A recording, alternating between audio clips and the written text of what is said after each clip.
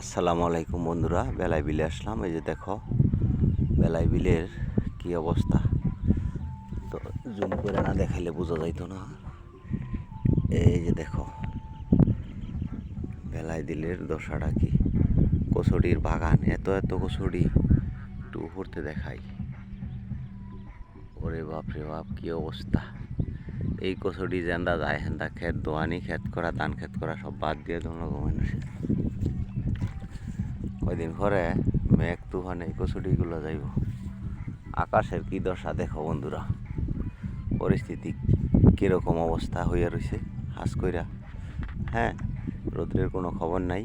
আর হচ্ছে একদম ব্রাজিল আর আর্জেন্টিনা খেলা যেমন ভয়াবহ বন্ধুরা, সেম এইরকম। এই যে এদিক থেকে দইরা এদিক দিয়ে মনে হয় মেঘ দূরের দিকে দা পড়তাছে, শ্রীপুরের দিকে দা, এদিকে শ্রীপুর আর কি। এই হচ্ছে এখান থেকে দইরা এখান দিয়ে আসা একদম পুরা এরিয়া হাস কইরা একদম পরিস্থিতি খারাপ হয়ে রয়েছে।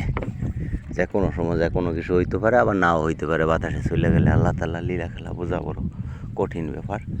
তবে যে কইলাম না, ব্রাজিলের আর আর্জেন্টিনার খেলা হইলে যেমন যে কোনো সময় যে কোনো কিছু হইতে পারে, টান টান উত্তেজনা এরকম অবস্থা।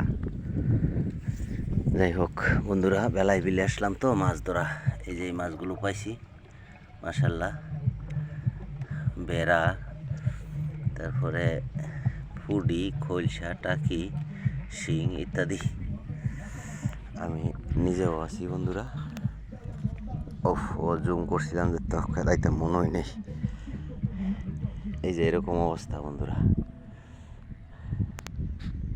ওই যে সূর্যিটা, ওই যে ফাঁকদা ফাঁকদা সূর্যি মামাটা একটু উকি দেয়, কিন্তু তেমন একটা ইয়া না, বোঝা যায় না।